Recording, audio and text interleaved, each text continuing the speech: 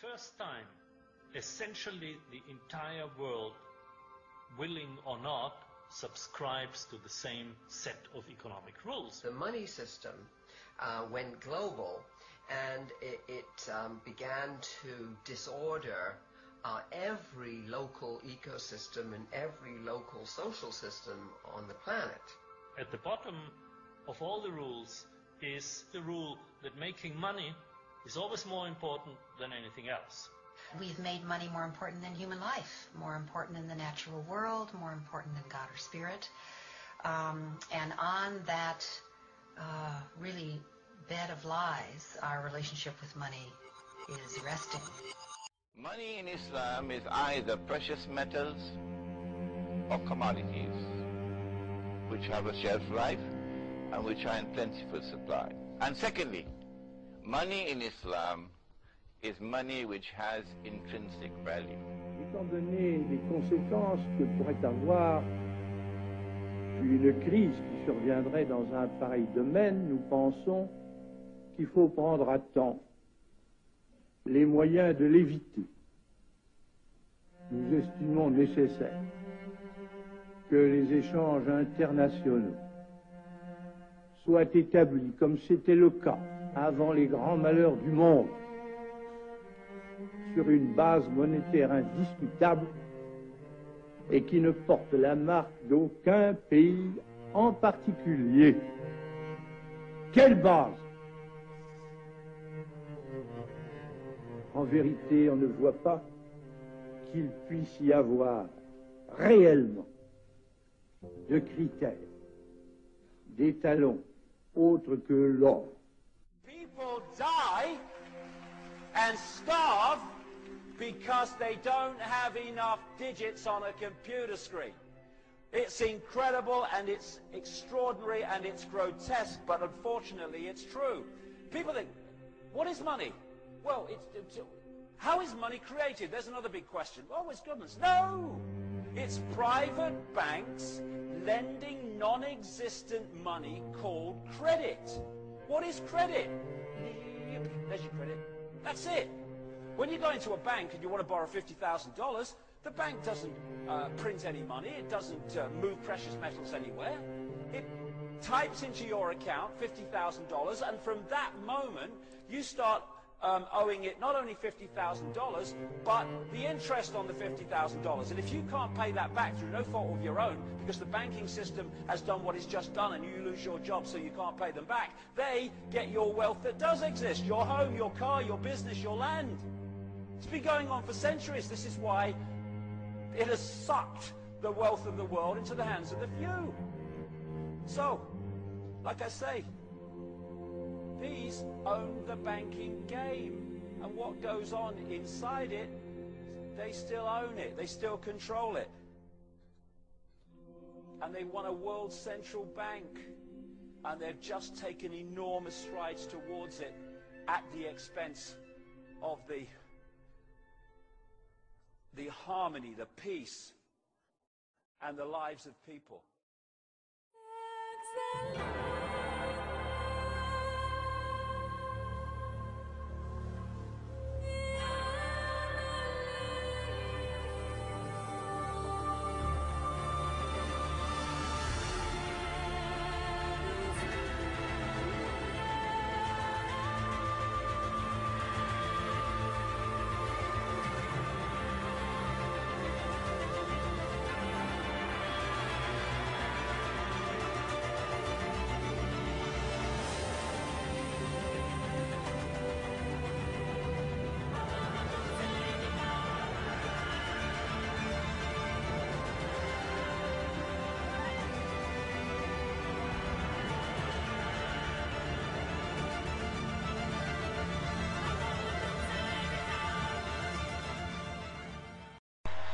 Bon, il faut savoir une chose très importante. Cette chose concerne la médiatisation des prêcheurs corrompus, des pseudo-prêcheurs, tels Malek Shabel, Souhaib Ben Cher, Hassan Kouhsan, Tariq Ramadan et d'autres. Déjà, il faut savoir une chose. Ça a été voulu par les Occidentaux, c'est-à-dire Dalil Boubakir aussi, le cher David Boubaker, si je l'oublie. Enfin bref, ça a été fait par les Occidentaux. Leur but c'est quoi?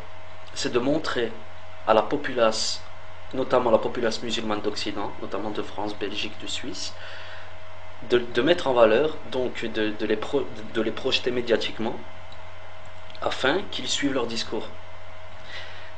C'est-à-dire que dans la populace musulmane en Occident, notamment en France, Belgique et ailleurs, le jeune Rachid, voilà, qui fait ses sarats, mais qui n'a pas vraiment un cursus théologique fiable, qui ne sait pas c'est quoi le yakfur bit tarout, alors que c'est une pratique qui fait partie des éléments du tawhid et que chaque musulman doit connaître, doit appliquer, ou bien la Zoulira ou bien la Rachida qui est fan de Amel Bent mais qui en même temps dit Mashallah, Mashallah, Araister à chaque phrase.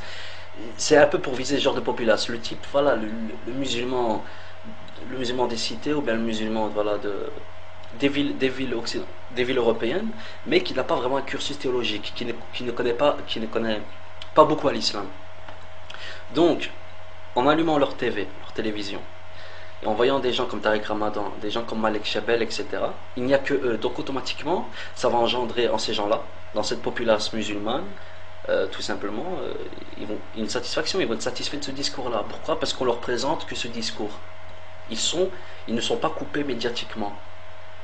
Donc maintenant tu vas dans la rue, je sais pas, tu vas dans la rue, tu prends un jeune musulman qui n'a pas l'air d'avoir un cursus théologique, qui est connu pour il fait juste ses salats, Ramadan, et voilà, il se casse pas trop la tête. Tu lui demandes de lui citer des savants, cite-moi des savants, il va peut-être te dire Shir Soudais, ce qui est bien. Il récite le Coran, un récitateur du Coran, d'accord? Et puis il va te dire Tariq Ramadan et Qardawi.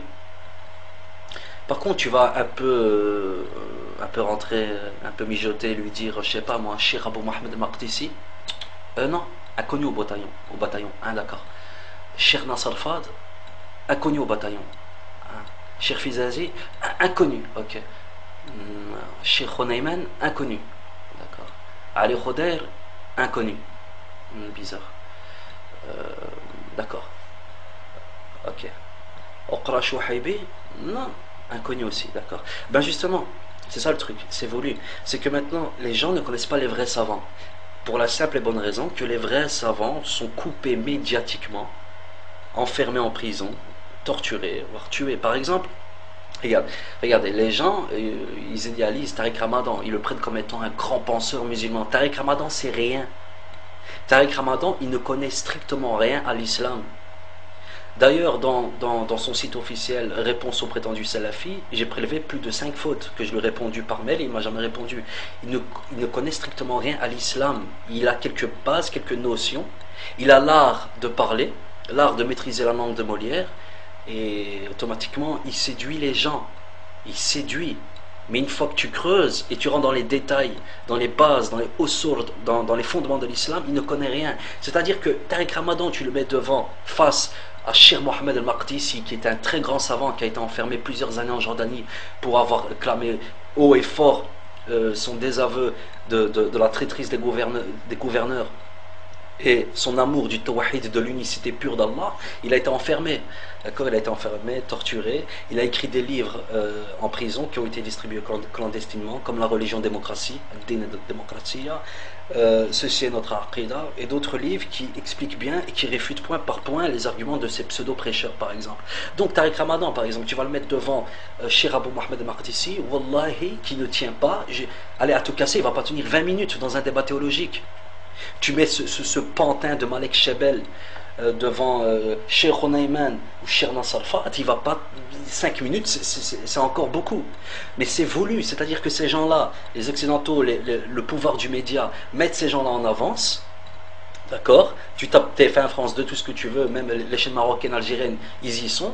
Pourquoi? Parce que ça favorise non seulement les Occidentaux, respect, la liberté d'expression, la démocratie, abat la sharia, abat le djihad, abat la théocratie, c'est pas bien, hein? Donc ça les arrange, et en même temps, leur but à eux, à ces occidentaux, c'est que le jeune Rachid, la jeune Rachida des cités, ou bien celui-là qui ne connaît pas très bien sa religion mais qui est musulman, va être séduit et donc va suivre son discours et va voir même le défendre. Pourquoi? Parce que tout simplement ils ne connaissent pas assez l'islam. Je prétends pas connaître tout, je suis un ignorant, on est tous des ignorants, mais il faut au moins connaître les bases. Ce qu'il y a avoir des bases, connaître au moins les fondements. D'accord? Qu'est-ce que veut dire Shirk al-Hakimiyya? Qu'est-ce que veut dire l'association dans le jugement? Qu'est-ce que veut dire toutes les notions de base?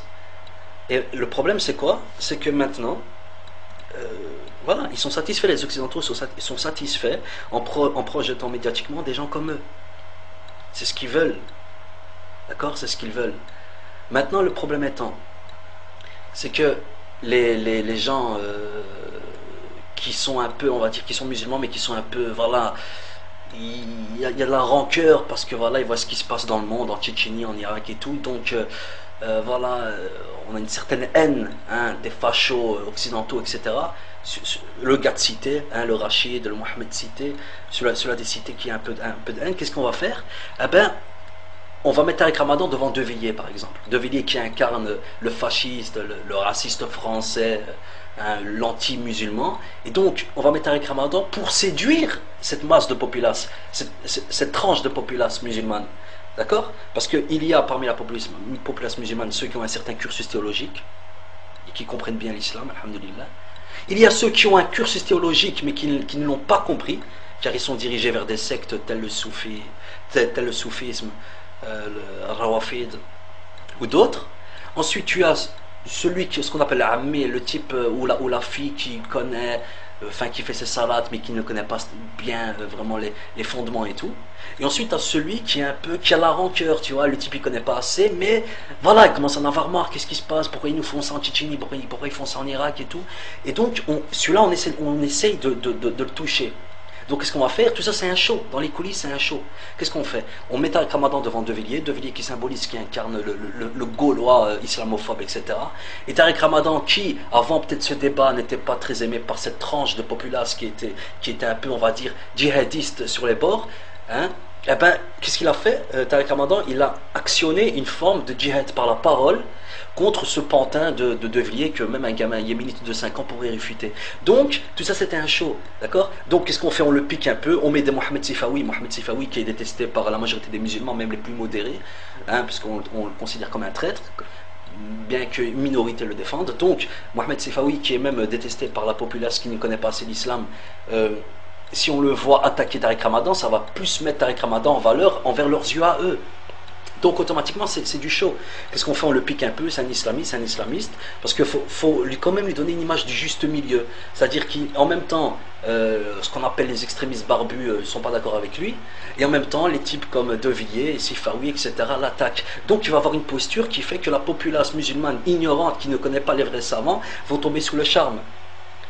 C'est exactement comme Medine le rappeur. Medine le rappeur, par exemple, on lui met la barbe et tout, voilà, la voix hard, la voix grave et tout, et puis voilà, de temps en temps il lâche quelques mots par rapport à l'islam. Donc le mec là, le type de cité qui a un peu de rancœur par rapport à ce qui se passe dans la géopolitique, par rapport à ce qui se passe aux pays musulmans attaqués, il va écouter Medine, il va croire que c'est un bon. Alors que non. Medine n'a strictement rien compris, non seulement à l'islam, mais en plus à la géopolitique. Medine est un pur produit occidental, surtout de gauche. Pourquoi? Parce que le fait de prendre Massoud comme un héros et d'accuser les talibans et ainsi de suite, ça prouve qu'il n'a rien compris. Il n'a strictement rien compris. Massoud avait des litres et des litres de sang musulman dans les mains. Massoud faisait partie d'une tariqa soufi qui consistait à séparer le spirituel du temporel. Il était contre la théocratie. Il attaquait les talibans. Pourquoi? Parce que les talibans, eux, tout ce qu'ils voulaient, c'est mettre un état islamique. De toute façon, je vais reparler en détail des talibans et du cas de Massoud dans un autre audio, Inch'Allah.